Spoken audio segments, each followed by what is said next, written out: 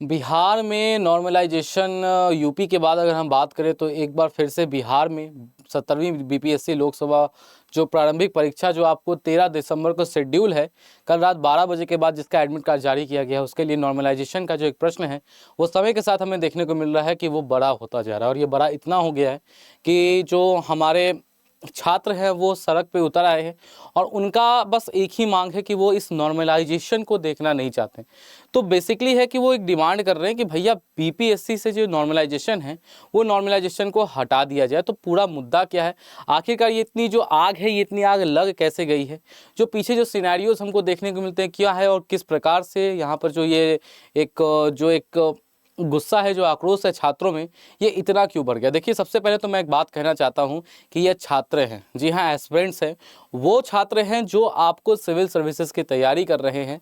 ये वो छात्र हैं जो अपने आंखों में सपना संजोकर बैठे हुए हैं कि कल होके ये एक जिला को संभालेंगे। जी हाँ, तो ये आपको कोई दूसरे व्यक्ति नहीं है, ये आपका इंडिया का जो इंटेलेक्चुअल यूथ होता है, ये इंडिया का इंटेलेक्चुअल यूथ है ये। और साथ ही साथ ये अगर किसी चीज़ को डिमांड कर रहे हैं तो उस डिमांड में हमें बेसिस देखने को मिलती है। सबसे पहले तो बात आप करें अगर यहाँ पे, तो कहा गया कि अगर हम बीपीएससी के एग्ज़ाम के बारे में बात करते हैं तो ये एग्ज़ाम सर आपको 30 सितंबर को यहाँ पर शेड्यूल था। ठीक है, ये एग्ज़ाम आपका 30 सितंबर को शेड्यूल था, लेकिन हमें देखने को मिलता है कि ये एग्ज़ाम ना 30 सितंबर को होता नहीं है, ये डिले हो जाता है। सुप्रीम कोर्ट में मामला अटका हुआ है एंड ऑल दोज केसेज जो उस टाइम पे चल रहे थे, ये आपको जो एग्ज़ाम है ये डिले होने लगता है।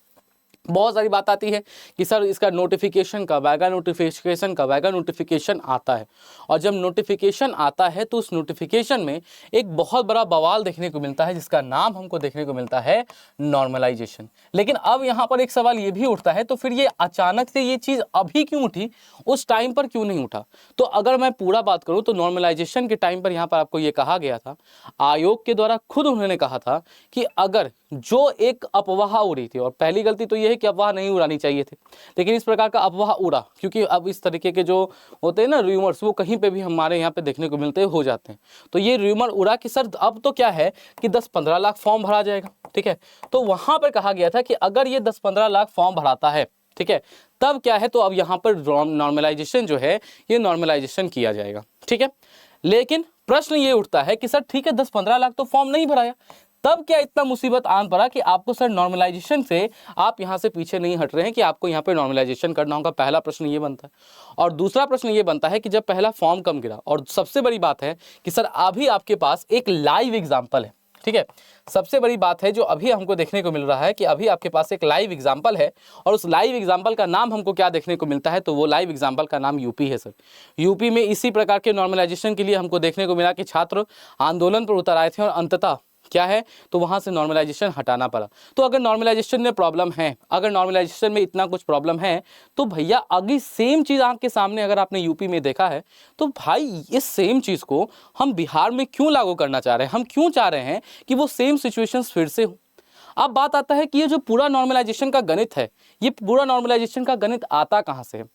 अब एक जो साइड है जो पक्ष ले रहा है ना नॉर्मलाइजेशन का, वहां पर यह कहा जा रहा है कि सुप्रीम कोर्ट का जो फैसला है, ठीक है, तो सुप्रीम कोर्ट के फैसले में कहा गया है, सुप्रीम कोर्ट और हाई कोर्ट जो है वो नॉर्मलाइजेशन को सही मानते हैं। ठीक है, वो नॉर्मलाइजेशन को हमारा सही मानते हैं। ठीक है, लेकिन सर यहाँ पे एक थोड़ा सा मिसकंसेप्शन है।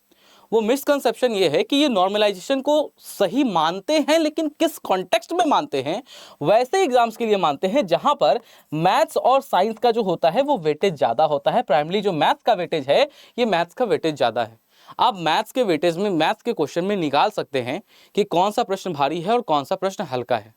अगर अलग अलग प्रश्न होंगे, ठीक है, और आपको नॉर्मलाइजेशन करना है, तो जीएस जहां पर आता है सर, अगर हम बीपीएससी सिविल सर्विसेज एग्जाम के लिए बात करते हैं, तो ये एग्जाम में सब मुश्किल से कितना है, बीपीएससी के सिविल सर्विस एग्जाम में कितने होते हैं, वही 10 क्वेश्चन है ना जो मैथ्स और रीजनिंग के रहते हैं, बस वही है। उसके अलावा सर कहाँ है मैथ्स इन्वॉल्व, सब पूरा का पूरा पेपर तो जीएस बेस्ड होता है। और जब जीएस बेस्ड पूरा का पूरा पेपर है, जिसमें सबसे बड़ा पोर्शन इतिहास का है सर, अर्थव्यवस्था का है सर, पॉलिटी का है, आप मुझे एक बात बताइए कि आप कैसे करेंगे, कैसे फिक्स करेंगे कि कौन सा आपको ज़्यादा है और कौन सा हमको देखने को मिल रहा है कि कौन सा प्रश्न आसान है। अब कुछ दिनों पहले एक और यहाँ पर हमको देखने को ना बात उठा, जिसको लेकर छात्र यहाँ पर थोड़े से चिंतित हैं।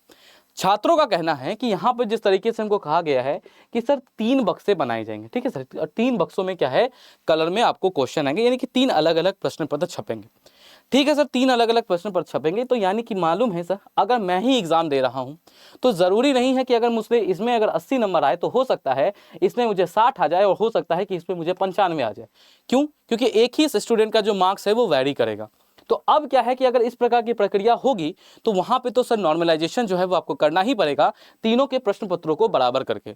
लेकिन जिस प्रकार से क्रिकेट में एक होता है ना डकवर्थ लुईस मेथड, वो डकवर्थ लुईस मेथड का सेंस आज तक किसी को नहीं क्लियर है। उसी प्रकार से ये जो नॉर्मलाइजेशन की प्रक्रिया होती है, इसमें कौन जीतेगा, किस आधार पर नॉर्मलाइजेशन होगा, और सबसे बड़ी बात, आप जीएस के प्रश्नों में भारी और हल्के प्रश्न का जो कैटेगरी है वो कैसे फिक्स करेंगे, ये बात ही हमको समझ में यहाँ पर नहीं आती है।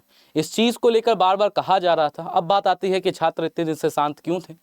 क्योंकि आयोग के द्वारा, माननीय बीपीएससी के द्वारा, हमारे आयोग के द्वारा एक बात कही गई थी डैट जो 15 नवंबर का दिन है ना, वो 15 नवंबर का दिन डिसाइड किया गया था कि उस दिन हम बात करेंगे, मिलेंगे, बच्चों से बात करेंगे। तो बात जब आती है बच्चों से बात करने का, तो मैं फिर से यही बात कहूँगा कि ये छात्र हैं जो आज अपने हक के लिए उतरे हैं, और जो आयोग में बैठे हुए हैं वो भी छात्र हैं, और जो शिक्षक उन्हें पढ़ा रहे हैं वो भी छात्र हैं। सभी एक ना अपने अपने टाइम पे, जो एक लोग हैं जो वर्तमान में छात्र हैं, और बाकी लोग जो स्टेक होल्डर्स इन्वॉल्व हैं, वो हमको देखने को मिलता है वो इसी छात्र बन के आगे बढ़े हैं। ठीक है, तो आप सभी लोगों से एक गुजारिश है कि इस प्रक्रिया में आप लोग भी थे, अगर आप खुद को उस प्रक्रिया में डालते हैं, वहाँ पर डालते हैं, और जो न्याय के लिए सही है प्लीज़, और जो छात्र हित के लिए सही है वो फैसला निकाला जाए, और ये जो नॉर्मलाइजेशन का सेंस है बच्चों से बात किया जाए। आपने 15 नवंबर को कहा था, 15 नवंबर को बात नहीं हुई थी। हाथ जोड़ के बस इतना ही रिक्वेस्ट है आपसे कि कम से कम अच्छे से बच्चों का बात सुने, एंड उम्मीद यही करता हूं कि आयोग का अब जो फैसला आएगा कम से कम नोटिफिकेशन के माध्यम से आ जाए, या हमारे जो माननीय अध्यक्ष महोदय हैं वो खुद आकर प्रेस कॉन्फ्रेंस में बच्चों की जो बात है उसको मानते हुए और अपना जो पक्ष है वो सामने रख दें।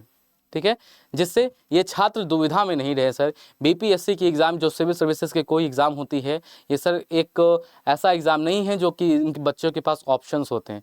इस एग्ज़ाम को तैयार करने में लगभग तकरीबन 1 से 1.5 साल का वक्त लगता है, और एग्ज़ाम की पूरी प्रक्रिया, प्रीलिम्स, मेंस, इंटरव्यू और रिजल्ट होते होते भी 1 साल लग जाता है। तो एक बच्चा अगर 1 साल डाउन होता है या वो भटक जाता है मार्क्स से, तो उसका 1 साल नहीं, उसका 2.5 साल जाते हैं, और 2.5 साल अकेले नहीं जाता है, उसके पूरे घर, उसके परिवार के जो एस्पिरेशंस है वो भी जाते हैं, उसकी जिम्मेदारियां हैं वो भी, उसके कंधे के ऊपर जो बोझ है, जो मेंटल प्रेशर है, जो मेंटल टॉर्चर है, वो सब यहाँ पर क्या है उसके ऊपर बढ़ता जाता है। उसके ऊपर से अगर इस प्रकार की प्रक्रियाएं होने लगी तो सर सही नहीं। एक तो सर एग्ज़ाम बहुत डिले हुआ, हमने सब कुछ माना, सब कुछ ठीक है, लेकिन सर किस बेसिस पे आप इन तीनों पेपर को एक कीजिएगा? ठीक है, यही प्रश्न है आप हमारे छात्रों का भी, एंड जो एक हद तक सही भी है।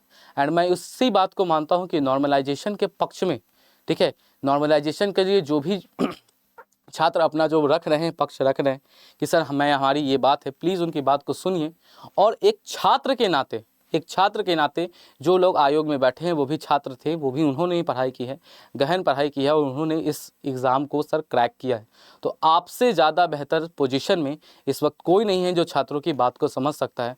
तो एक एम्पैथी, वो सेंस ऑफ एम्पैथी कहते हैं, उस सेंस ऑफ एम्पैथी को अपने अंदर जनरेट करे आयोग, और बच्चों की बात को सुनकर जो आपका छात्र हित है उस छात्र हित में फैसला करें।